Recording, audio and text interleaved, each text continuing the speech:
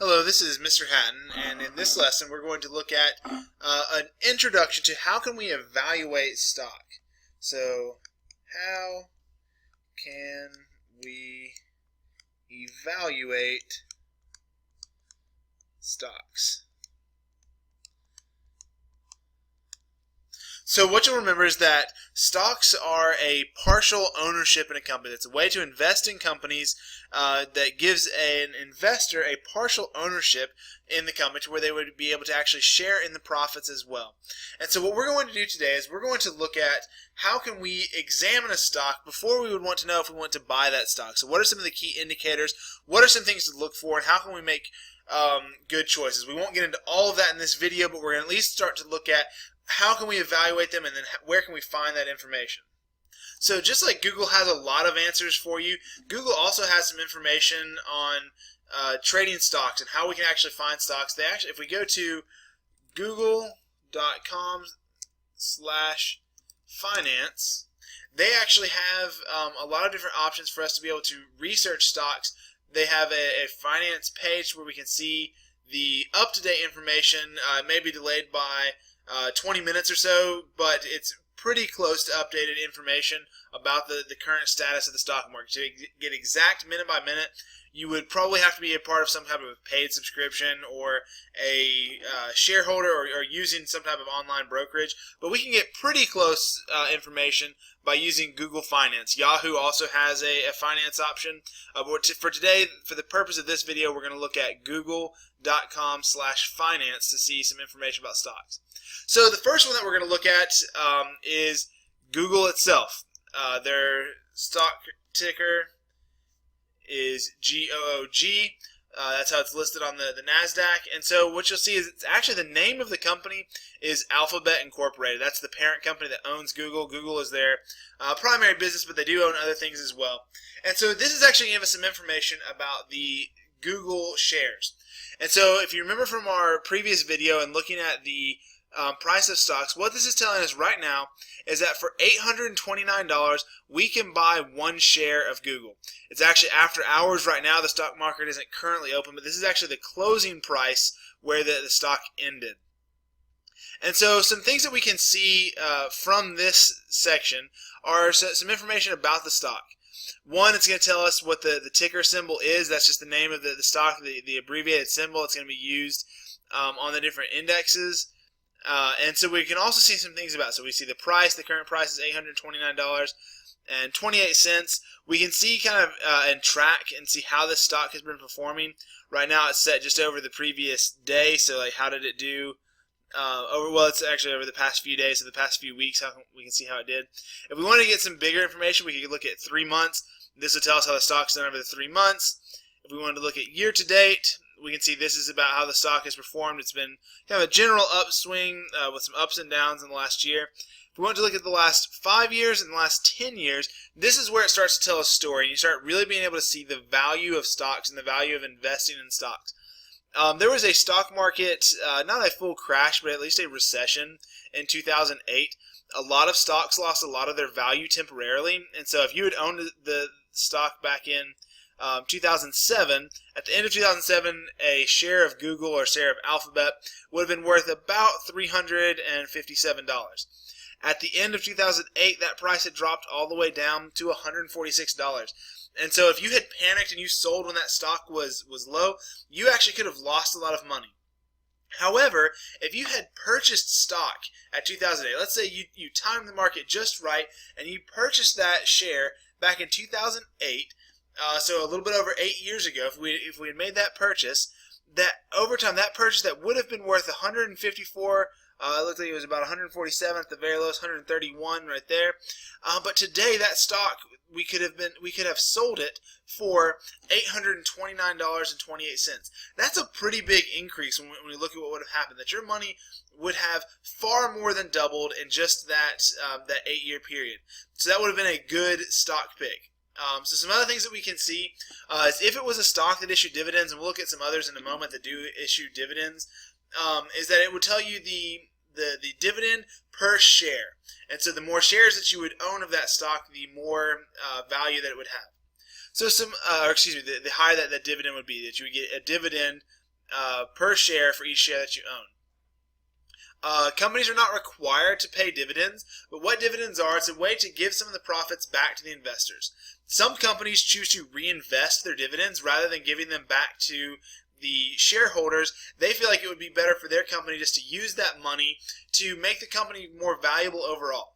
So some investors choose to invest based on they want dividend stocks. Others prefer not to go with dividend stocks because they want that money to be reinvested. They would rather see the company grow in value over time rather than being paid a dividend every quarter or every year.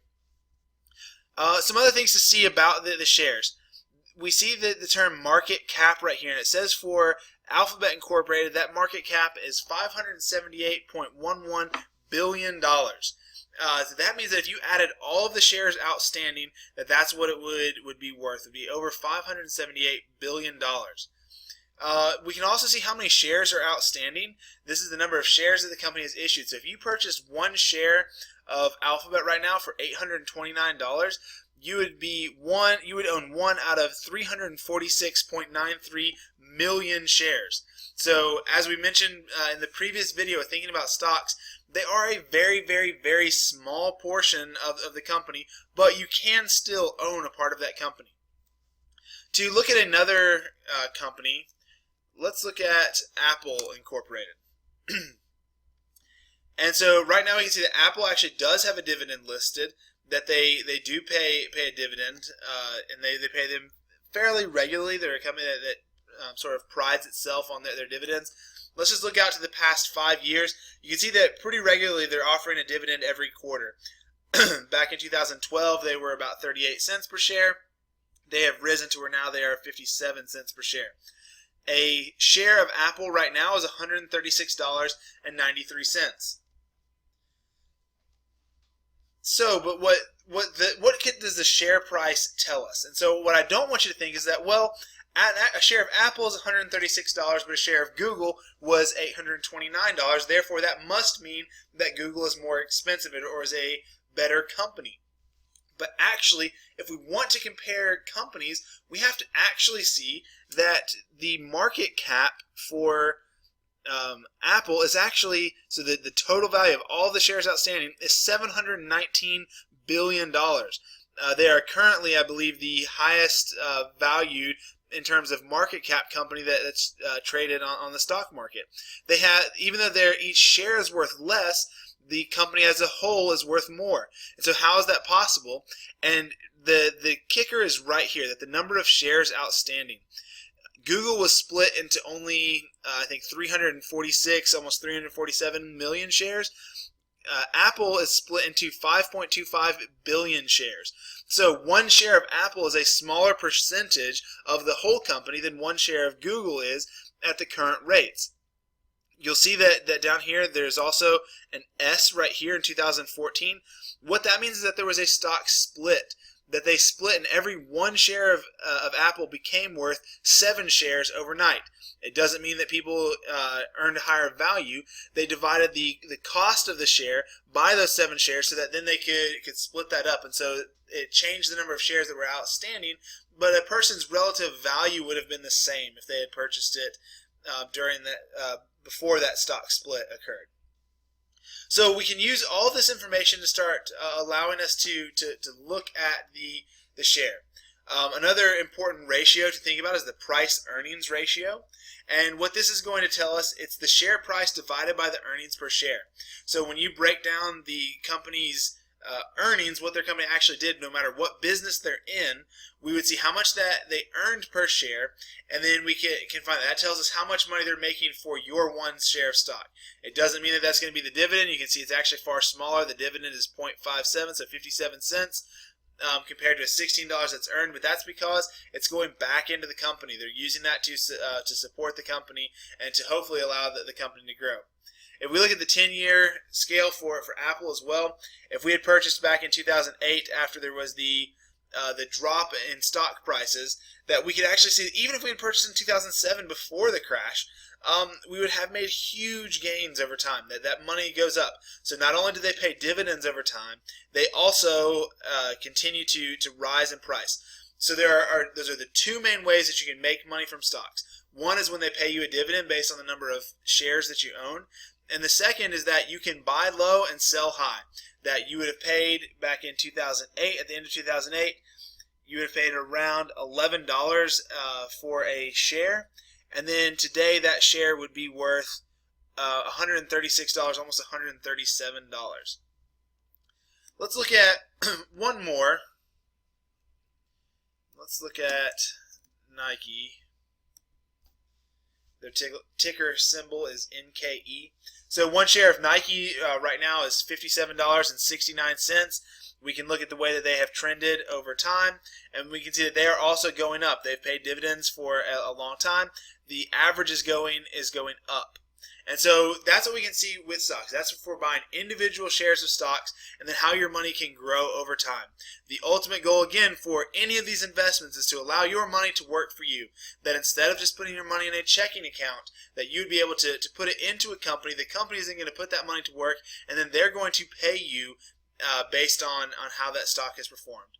One final type of stock that we're going to look at, and this is not actually an individual stock, but as we're going to look at the S&P 500, and so that's a group of 500 stocks, a group of top 500 performing stocks, and so this is really a way to look at the average for stocks, that we can see how are these top performing stocks performed, and we can evaluate it in the same way.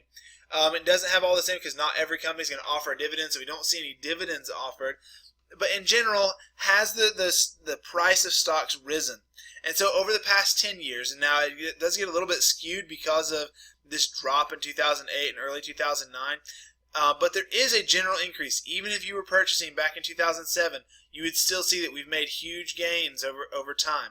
And so the price of the stocks has risen. And so this is not just one individual stock, but the S&P 500 is a group of stocks that can be invested in order to make a profit. This diversifies your stock portfolio, meaning that it splits up your risk, that you don't take as much of a risk because you know that while some companies are going to underperform, other companies are going to overperform. That for every one that you have that's going to that might fail, you're going to have another one that's going to be a huge success. And so it allows you to kind of average your gains and losses.